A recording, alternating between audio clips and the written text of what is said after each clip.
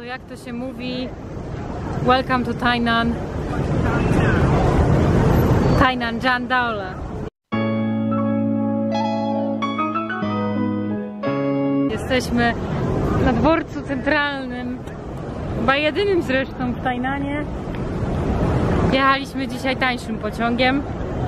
Było bardzo ciekawie, ale mam jedną obserwację. Jeżeli jesteście pasażerem pociągu i ktoś ściąga dwie 20-kilogramowe walizki z nad waszych głów, to co robicie? A. Przesuwacie się. B. Przesuwacie się i pomagacie. C. Stoicie i się dziwicie. Niestety pasażerowie naszego pociągu wybrali opcję C, jak możecie się domyślać. Po dobrych przeżyciach z autobusami w Taichungu nie będziemy jechać taksówką, mimo że pewnie jest to tutaj bardzo tanie, ale pojedziemy autobusem i idziemy teraz go znaleźć. Do zobaczenia za pewnie godzinę albo dwie.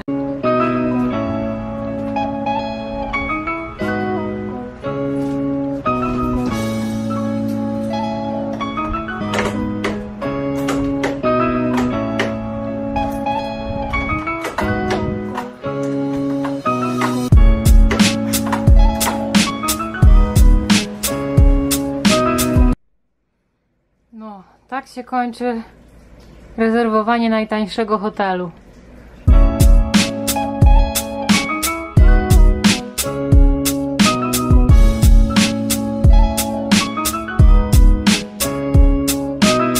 Przyjechała winda? Tak, to jest winda. Idziemy podbijać Tainan. W planie są chińskie ogrody, forteca,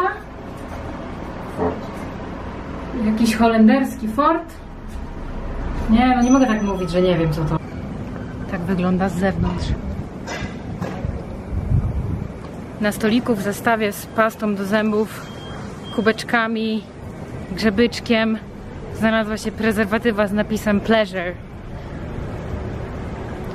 W większych pokojach są, to widać na zdjęciu na dole, bo pokoje są na zdjęciach w recepcji, i w większych pokojach są rury do tańczenia na rurze i łóżka są okrągłe. Nie chcę znać przeszłości tego pokoju, w którym śpimy, naprawdę.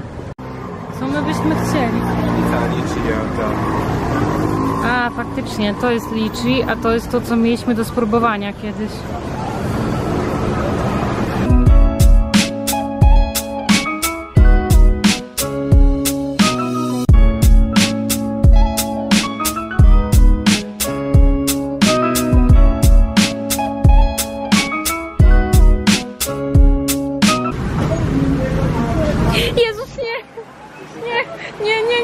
Zobacz na to! Dlaczego on wisi?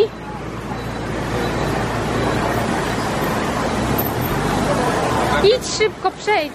Nie wiem, jak jest papaja. Czego było szał? Co to jest? No nie wiem, sprawdza, waży, ile kosztuje. Nie wiem, co to jest, będzie dobre na pewno. 65.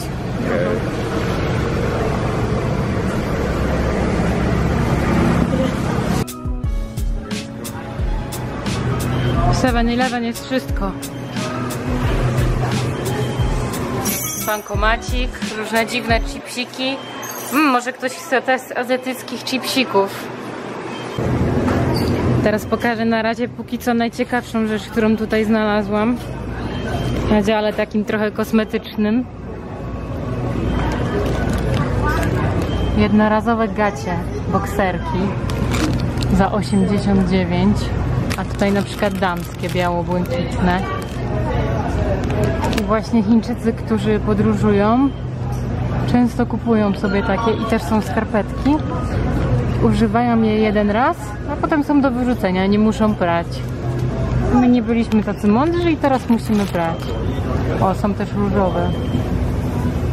No jest tu generalnie wszystko, łącznie z kserem.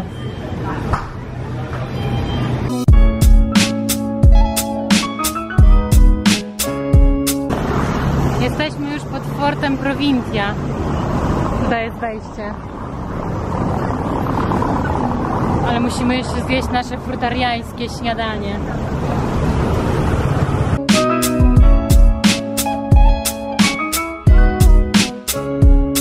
Ja nie wiem, czy to jest efekt psychologiczny, ale ta papaja, czy cokolwiek to jest, smakuje rybą. I wygląda jak ryba. Ale smakuje po prostu tak rybą, nawet Jan to przyznał, że smakuje rybą.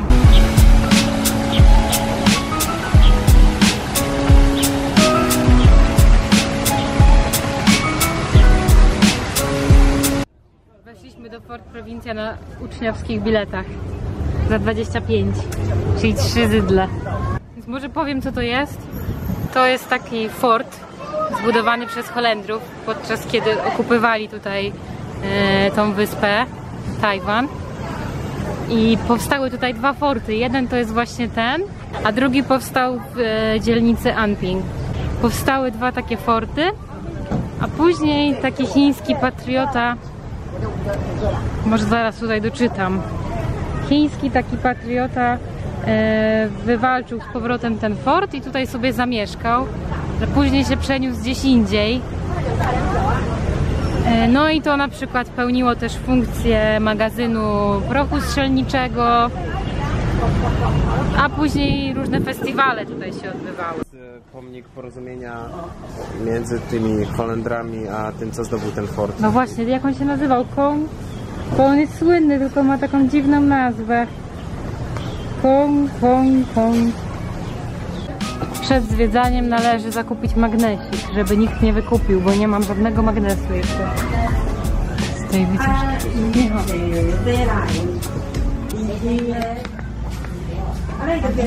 Jest taki magnesik. No jak jest napisane Tainan? Co mówisz, że nie? No to nie wiem gdzie. Ale tylko taki jest? No to dobrze, to ten weźmiemy. Tutaj widzimy niektórych bardzo ryzykownych turystów, którzy, żeby zrobić zdjęcie takiej rybce, ryzykują życie. Ten facet nazywał się Koxinga, ten słynny, który odzyskał ten fort. A to jest świątynia Haishen. I tutaj w środku jest jego portret, tego Koxingi, który może zaraz zobaczymy. I jest tam też wiersz napisany przez niego. Podobno. O, jest! Jest właśnie, to jest ten facet. Koxinga. Widać go?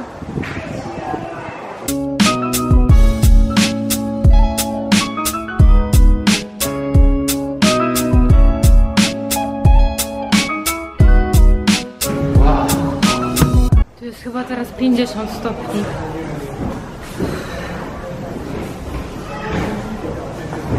Jeżeli tego po mnie nie widać, to musicie uwierzyć na słowo. Tutaj jest naprawdę bardzo gorąco.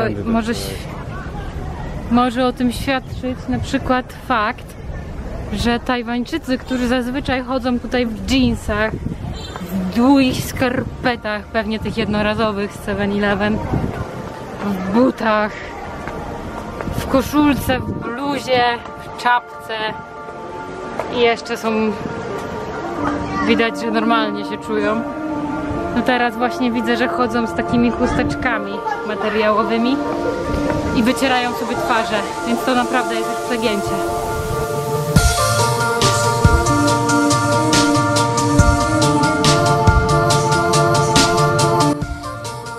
Piętro wyżej spotkaliśmy lorda Koxinga, który według mitologii chińskiej jest bohaterem literatury i patronem osób przystępujących do egzaminów urzędniczych.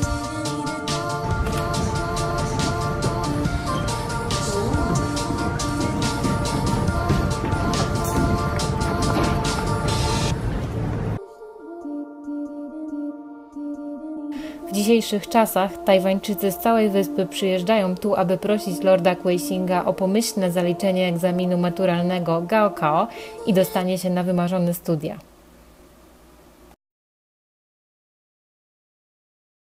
Bo tu jest są długopisy, można wziąć ten długopis, wykonać tutaj instrukcję.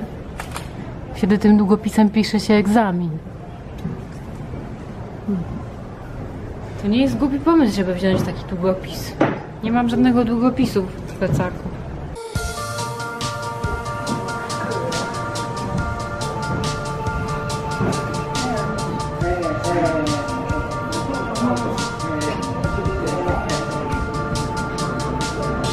Zapaliśmy nagle jakiś autobus do Anping, czyli tam, gdzie jest ten drugi... O, tu jest jeszcze jedna mapa.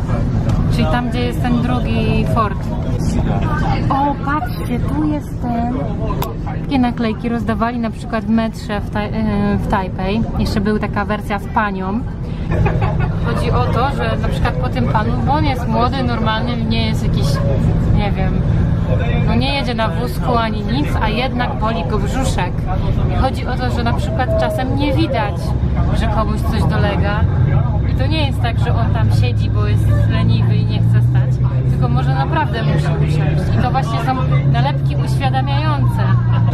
Kolejnym plusem jechania takim autobusem jest to, że jest tu klimat. W tym mieście jest bardzo mało klimy. Są tylko takie wiatraczki. To dziwne, bo na północy było na odwrót. Tam prawie w ogóle nie było wiatraczków, tylko same takie prawdziwe klimatyzatory. Znowu nam się udało dostać takie bileciki.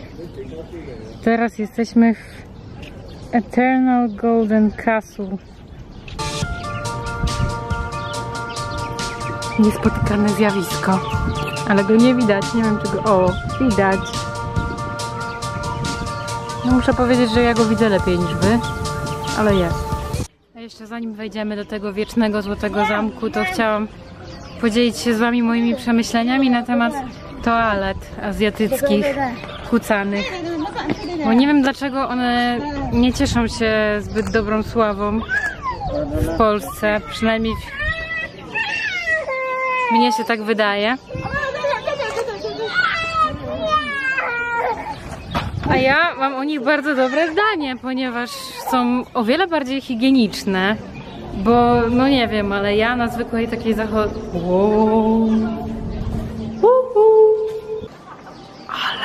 to zaraz powiem o tych toaletach.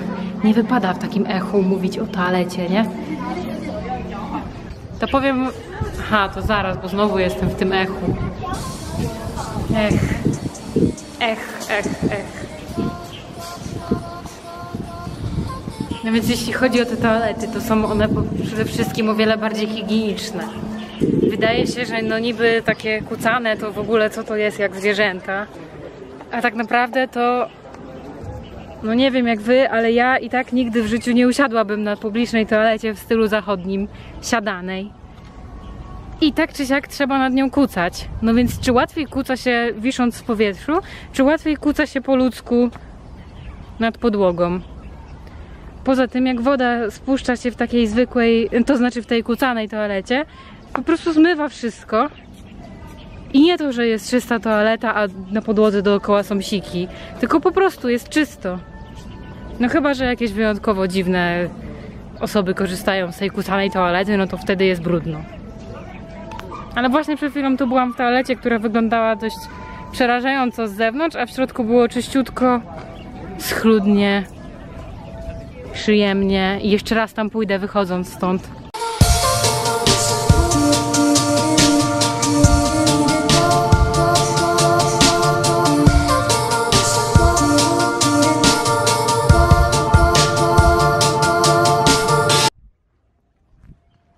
Tu jest właśnie ten pan.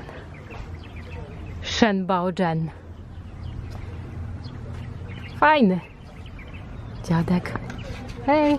A tutaj jest plac, na którym była musztra urządzana. Tam jest wejście. No i to tyle z dzisiejszego dnia, bo kończy się bateria.